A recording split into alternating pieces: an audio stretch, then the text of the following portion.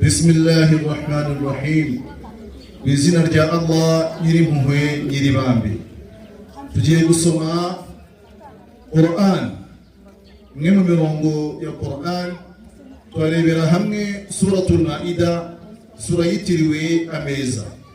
Ni sura ya gatanu muri Quran ntagatifu yahishuriwe yamanukiye imaka. Ifite imirongo 120.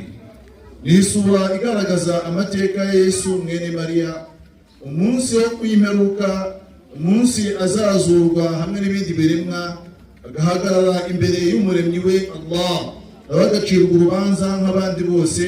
Abantu bose bazahagarikwa imbere y'Imana, aho Allah avuga ati laqad ji'tumuna furada kama khalaqnakum awwala marra, mwatuziye umwe nk'uko twabaremye ku nshuro ya mbere.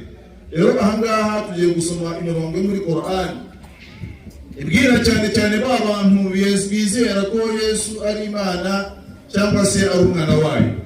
Mwumve icyo Yesu azabasubiza kuri uwo munsi w'imperuka. Nawe azabazwa, Imana izamubwira ati Yesu niwe wabwiye imbaga y'aba bantu yuko uri Imana mu cyimbo cya Allah. Bavandimwe rero nimutege amatwi twumve ijambo ry'Imana, twumve Quran. Nimukurikire mwese. أعوذ بالله من الشيطان الرجيم. Nikize kumana nyirimpuhwe nyiribambe. يوم يجمع الله الرسل فيقول ماذا أجبتم قالوا لا علم لنا إنك أنت علام الغيوب. Mwibuke umunsi Allah azakoranya intumwa zose akazibaza ati mwasubijwe iki ngo mwahamagariraga abantu kwemera Imana? Zizasubiza ziti nta bumenyi tubifiteho, mu by'ukuri mwe mumenyi uhebuje ibyihishe. إذ قال الله يا عيسى ابن مريم اذكر نعمتي عليك وعلى والدتك إذ أيدتك بروح القدس تكلم الناس في المهد وكهلا وإذ علمتك الكتاب والحكمة والتوراة والإنجيل وإذ يخلق من الطين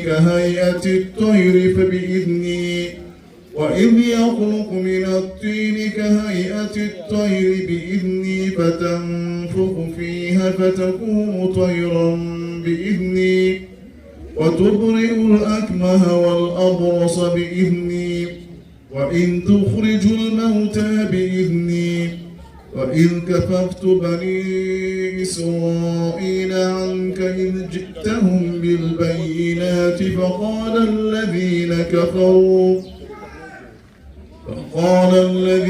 كفروا منهم إن هذا إلا سحر مبين. Wibuke igihe Allah azavuga ati yewe Isa Yesu mwene Maria, ibuka ingabire zanjye naguhundagajeho, izo nahundagaje ku mubyeyi wawe ubwo nagushyikirizaga roho ntagatifu marayika Jibril kavugisha abantu ukivuka no mu gihe wari umaze kuba mukuru.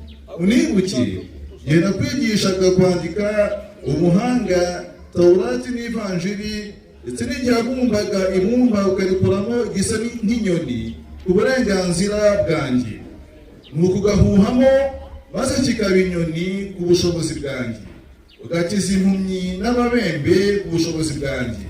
Unibuke ubwo wazuraga bapfuye ku bushobozi bwanjye, igihe nagukizaga bene Israheli ubwo bashakaga kukwica, ndetse n'igihe wabazaniraga ibitangaza bigaragara, nuko abahakanye muri bo bakavuga bati ibi nta kindi biri cyo uretse ko ari uburozi bugaragara. وإذ أوحيت إلى الحواريين أن آمنوا بي وبرسولي قالوا آمنا واشهد بأننا مسلمون. Unibuke ubwo nahishuriraga abigishwa ba Yesu nti nimunyemere munemere intumwa yanjye Yesu, bakavuga bati turemeye, bityo tubera umuhamya ko turi Abayisilamu. إذ قال الحواريون يا عيسى ابن مريم هل يستطيع ربك أن ينزل عليك مائدة من السماء قال اتقوا الله إن كنتم مؤمنين. wibuke bw'abigishwa ba Yesu bavugaga bati yewe Isa mwene Mariya, ese nyagasani wawe ashobora kutumanurira ameza guteguyeho amafunguro avuye mu ijuru? Yesu aravuga ati mugandukire Allah, mutinye Allah niba koko murabemera Mana.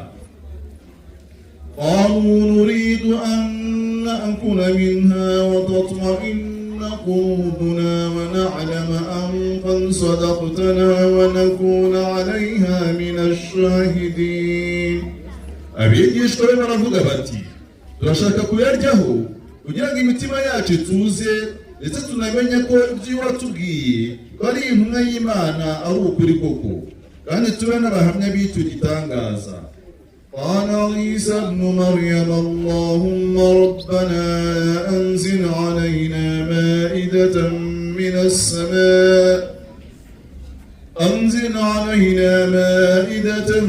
السماء تكون لنا عيدا لأولنا وآخرنا وآية منك وارزقنا وأنت خير الرازقين. Isa Yesu mwene Mariya aravuga ati Mana nyagasani wacu, tumanurira ameza avuye mu ijuru ateguyeho amafunguro, uwo munsi tubere umunsi mukuru kuri twe no kubazaza nyuma yacu. Aya meza natubera igitangaza kituturutseho gishimangira ubutumwa bwanjye, nadufungurire kuko ari wowe uhebuje mu batanga amafunguro. قال الله إني منزلها عليكم فمن يكفر بعد منكم فإني أعذبه عذابا لا أعذبه أحدا من العالمين. الله aravuga ati mu by'ukuri yaramanurira ariko uzahakana muri mwe nyuma yo kuyamanura rwose nzamuhanisha igihano ntigeze mpanishwa ari we wese mu biremwa. وإذ قال الله يا عيسى ابن مريم أأنت قلت للناس اتخذوني وأمي إلهين من دون الله قال سبحانك ما يكون لي أن أقول ما ليس لي بحق إن كنت قلته فقد علمته تعلم ما في نفسي ولا أعلم ما في نفسك إنك أنت علام الغيوب. unibuke ubwo Allah azavuga ati yewe Isa Yesu mwene Mariya, ese ni wowe wabwiye abantu uti n'umubyeyi wanjye nimutugire imana ebyiri mu cyimbo cya Allah? Yesu azavuga ati ubutagatifu ni ubwawe. Ntibikwiye kuri njye ko nabwira abantu bitaba ukuri. Iyo nza kuba narabivuze rwose bari kubimenya. Uzi biri mu mutima wanjye, nyamara njye sinshobora kumenya amabanga yawe. Mu by'ukuri we mumenye uhebuje w'ibyihishe. Abandimwe, aya ni amagambo azabwirwa Yesu ku munsi w'imperuka, ubwo Imana izaba imaze kuzura abantu bose bahagaze imbere yayo. Abantu bazaba bafite ubwoba bwinshi cyane, bizaba ari umunsi w'urubanza, umunsi wo gucira abantu imanza, umunsi amabanga azashyirwa ku mugaragaro, umunsi abantu bose uva kuri Adamu waremwe bwa mbere kugeza ku muntu uzapfa ku munsi wa nyuma, umuntu uzava kuri Isa wa nyuma, bazahagarikwa imbere ya Allah, imbere y'umuremyi wabo. Rero abantu bazaba bafite ubwoba bwinshi cyane, bazirukanka hirya hino bajye kwa Adamu bamubwire bati yewe Adamu, niwe sekuru wacu, niwe data, niwe muntu wa mbere Imana yaremye. Uyu munsi Imana yarakaye uburakari bukomeye cyane, ntiyigeze irakara nkawe nk'uyu munsi, nta nubwo izigera yongera kurakara nk'umunsi umeze nk'uyu nguyu. Dusabira imbabazi ku Mana yawe, niwe data, niwe dukomokaho. Allah ati ntibishoboka. Abantu bajye kwa Nowa rero none Nuhu wambwira bati yewe Nowa, dusabira imbabazi kwa Allah, ku Imana yawe, ku muremyi wawe. Ibwo Nowa azababwira nawe ati uyu munsi Imana yarakaye, uburakari tugeze irakara nk'uyu munsi, higeze irakara gutya nta nubwo izongera kurakara gutya. Jewe rwose nasabiye abantu ndabasabira barorama, sinzi ko nanjye nakiranuka uburakari bw'Imana. Ariko na Adamu azababwira ati nanjye nariye ku giti Imana yambujije, nanjye sinizeye impuhwe z'Imana kuri uyu munsi, sinzi ko muri bungendekere. Nibwo abantu bazerekeza ku ntumwa zitandukanye, bajye kwa Aburahamu, bajye kwa Mose, bajye kwa Dawidi, bajye kwa Yesu mwene Mariya, bambwira bati yewe Yesu, niwe jambo ry'Uwiteka, niwe Imana yaremye nta mugabo ukomotse ku mugore. Imana yaravuze bwira mama wawe iti baho sama, aragusama. None muvandimwe, yewe ntumwe y'Imana, dutakambire kwa Allah, Imana tubane muri ibi turimo. Yesu azababwira ati uyu munsi Imana yarakaye uburakari, itigeze irakara nk'uyu munsi, kandi izongera kurakara nkabwo. Kandi nanjye mfite impungenge, abantu bagise Imana baritirira ko ndi umwana w'Imana, ntabwo nzi ko biri bigendekere kuri uyu munsi aho nangaha. Imana izashyira Yesu imbere y'ibiremwa byose, izamuhagarika imbere y'abantu, imubwire iti yewe Yesu, niwe wabwiye imbaga y'abantu, niwe wabwiye aba bantu uti njyewe na mama turi Imana, njyewe na mama turi abaremyi banyu. Ni ese Yesu niwe wabwiye aya mamiliyari y'abantu ngo bagusenge mu cyimbo cyane, niwe wiyise Imana. Mu munsi w'urubanza, ni umunsi udasanzwe bavandimwe, ntabwo bizaba byoroshye. Allah azabaza Yesu ati niwe wabwiwe na nyoko mwabwiye imbaga y'abantu muti muri Imana mu cyimbo cyanjye. Yesu azatangara cyane kuko Yesu ahari kuva yava kuri iyi si, nta makuru afite yuko yiswe umwana w'Imana, ntabyo yamenye, ntabwo byamugezeho, nta n'ibyazi. Kumwita umwana w'Imana ni ibintu byatangijwe nyuma cyane Yesu avuye ku isi. Byatangijwe n'umugabo w'umwami witwa Constantino mu kinyejana cya kane. Uwo Constantino niwe muntu wa mbere wakoranyije inama idasanzwe yabereye mu mujyi wa Nice. Aravuga ati Yesu ni kamere muri kamere z'Imana. Aravuga ati Yesu mu persona batatu, ahimba ubutatu. Rero Yesu ku munsi w'imperuka Imana izamubwira iti ni wowe watinyutse kubwira iyi mbaga y'abantu ati nimundamye, nimunsenge, nimumfate nk'Imana. Yesu azabitagana ati rwose ntabyo navuze Mana yanjye, Mana yanjye ntabwo nabyigishije, Mana yanjye ntabwo nabwirije abantu ko njyewe ndi Imana. Ntabwo byabayeho, ni icyaduka, ni ibintu abantu bihimbiye, ntabwo nabigizemo uruhare, ntabwo nabyigishije abantu. Mana uri umuhamya wanjye. Rero uyu murongo w'ijana na 16 muri Korani, Yesu azavuga ati ubutagatifu ni ubwawe, ntibikwiriye kuri njye ko nabwira abantu ibitari ukuri. Iyo nza kuba narabivuze rwose Mana yanjye wari kubimenya. Mana yanjye uziri mu mutima wanjye, nyamara njye sinshobora kumenya amabanga yawe.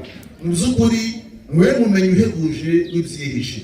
Yesu atanze ubuhamya yuko atigishije ko ari Imana. Yesu abwiye Allah, abwiye umuremyi we, abwiye Imana ye yuko atari umwana wayo.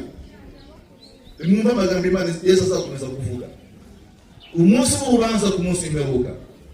ما قلت لهم إلا ما أمرتني به أن اعبدوا الله ربي وربكم وكنت عليهم شهيدا ما دمت فيهم فلما توفيتني كنت أنت الرقيب عليهم وأنت على كل شيء شهيد.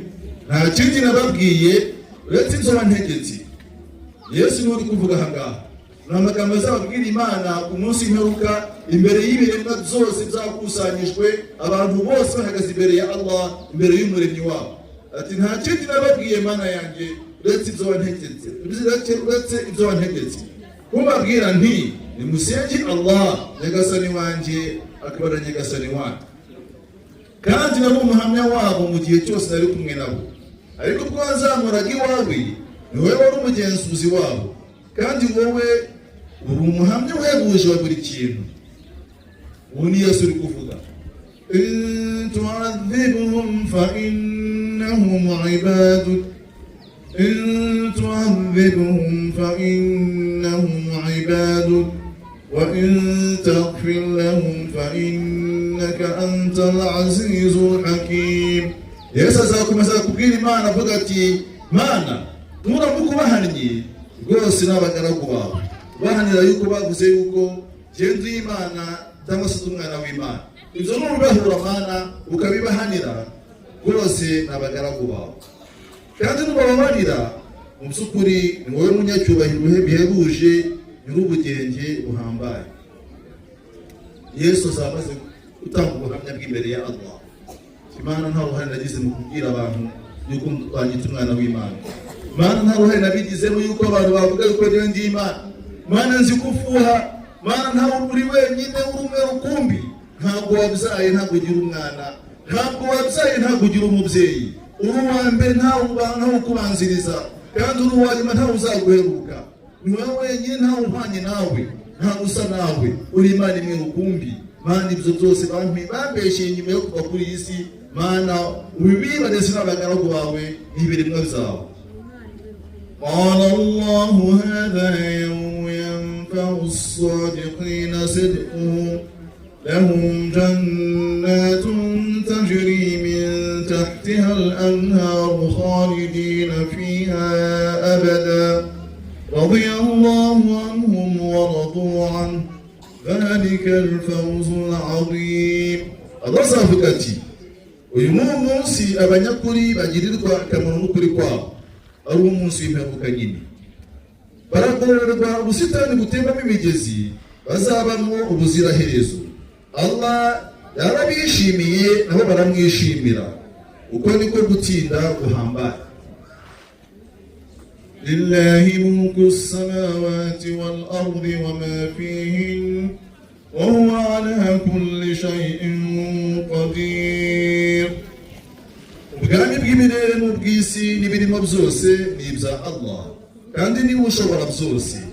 Bavandimwe rero, iyi ni incamake y'urubanza ruzacibwa ku munsi w'imperuka hagati ya Yesu mwene Mariya n'abamwitiriye ubumana cyangwa se kuba umwana w'Imana. Bavandimwe muduteze amatwi, Yesu twebwe abayisilamu turamwemera, turamukunda, turamwizera ndetse tugera ikirenge muke. Ndahiye izina ry'Imana yo ifite roho yanjye mu kuboko kwayo. Iyo Yesu aza kuba ari Imana, twe abayisilamu twari kuba ba mbere mu kumusenga, twari kuba ba mbere mu kumuramya. Ariko Yesu nta hantu na hamwe muri Bibiliya yigeze abwira ibiremwa ati njyewe ndi Imana yanyu nimundame. Ntabwo bishoboka.